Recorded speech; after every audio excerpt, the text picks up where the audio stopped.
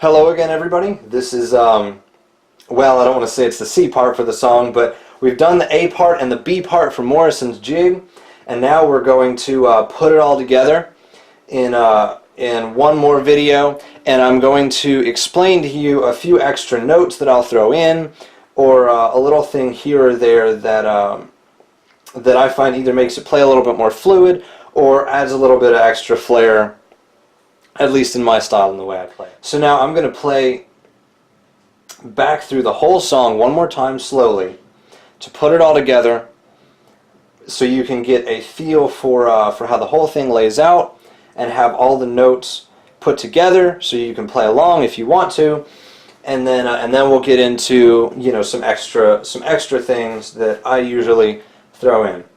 So here we go.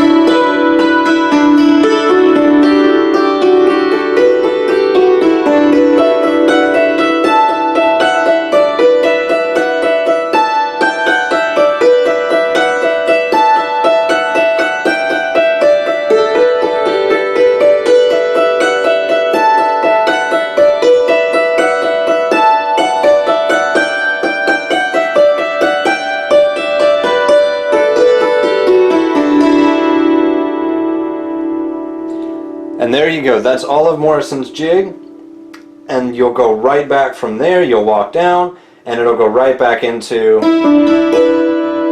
and you'll start right back over again in the A part. So some of the things that I do, I have a habit, or at least one of the ways that I learned was I like filling in some of my gaps with extra notes. Or sometimes what will be more convenient than just an extra note is to add a roll. Because a roll can sometimes almost add 2 or 3 notes at a time and change the feel of the way you're striking it, from just hitting it and letting the note ring to maybe hitting it and adding something to where you can feel a little bit more of the movement of the song. And at least for me, that's really important, to be able to feel that movement, or feel I guess the movement of the melody, rather than just hearing the notes played in the song. So usually when I play the A part, I'll add some extra rolls and a few extra notes. So I'll play through, so you play through that A part so you can see what I'm talking about.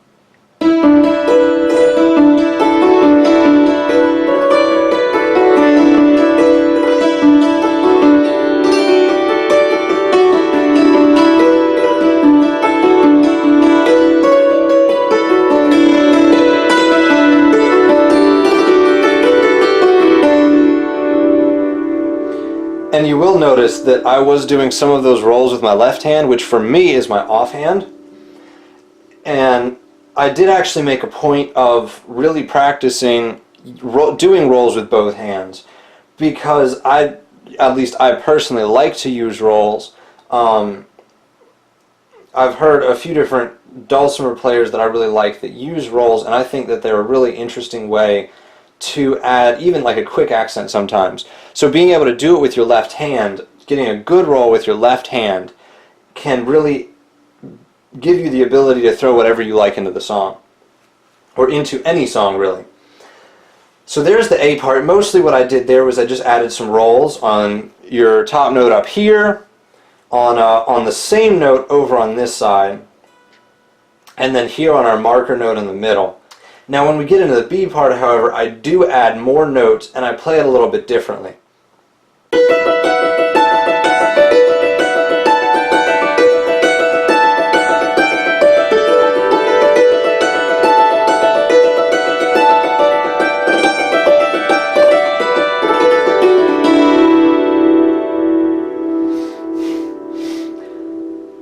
So you'll see in the B part, what I do is I kind of drone between these two notes right here. I kind of, mostly on this one, but I kind of drone between these two notes. And then of course I throw in the extra rolls. It just kind of helps to fill in rather than, especially when you have that hanging note, it fills in some of those gaps, because, I mean, at least for me personally, I didn't really feel like it needed to hang as much, and I wanted to keep that momentum of the song, because especially with Morrison's Jig, when you really hear it playing, there's a certain movement and a certain driving sound to it that you really kind of want to keep it going and keep feeling that movement of that song.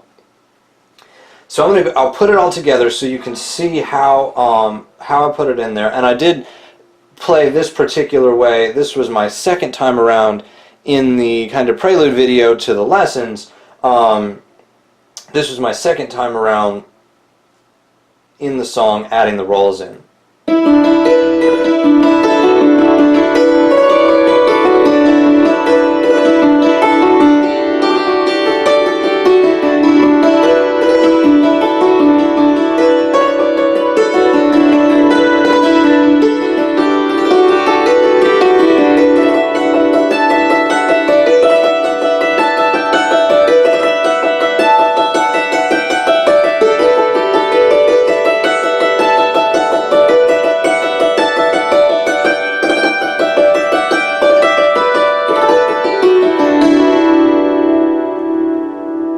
Now, something else that I threw in there, which I threw in on the first one, and sometimes I'll use it and sometimes I won't, because it can be a little tricky and it can trip you up a little bit, is I did an extra roll there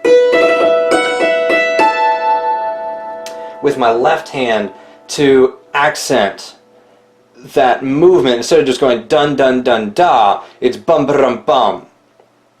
So it kind of adds this extra little kick to drive it into the B part again. Now, another way that you can do this whole song that I played around with, which is actually kind of the first way that I did it when I was first kind of learning the song and then putting it together, was you can actually play all of the notes continuously. And this is the way I set it up in the third time around in that prelude video. And this is one of the ways that one of the reasons why I arranged it to where it stays in this continuous left over right, or right over left, however you want to say that, order, because you can play it this way with a continuous string of notes, and you really need it to be able to flow, for your hands to be able to flow in order to keep it going, especially when you're playing it faster. So I'll demonstrate that real quick. I don't know if I like this one as much, because sometimes it doesn't sound quite as nice just being bombarded with a constant string of notes. But sometimes it's just kind of fun just to be able to just hammer out a whole bunch of notes at once.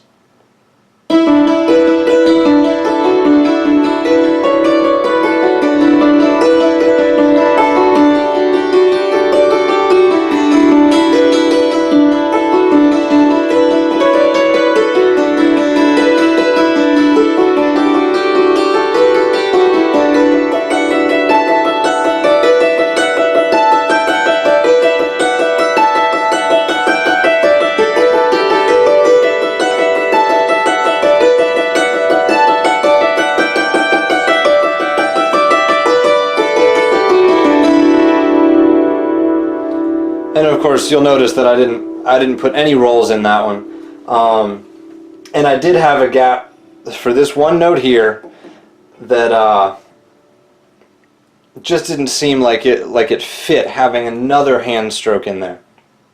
But that is an alternate version that you can play it. There are plenty of other ways that you can play it. You can play it with pairs. You can play it with, if you even wanted to try to do separated hands methods. And of course your own personal style. This is just the way that I play it. And I hope this has, if you don't know this song, I hope that this has been instructional enough to help you learn it.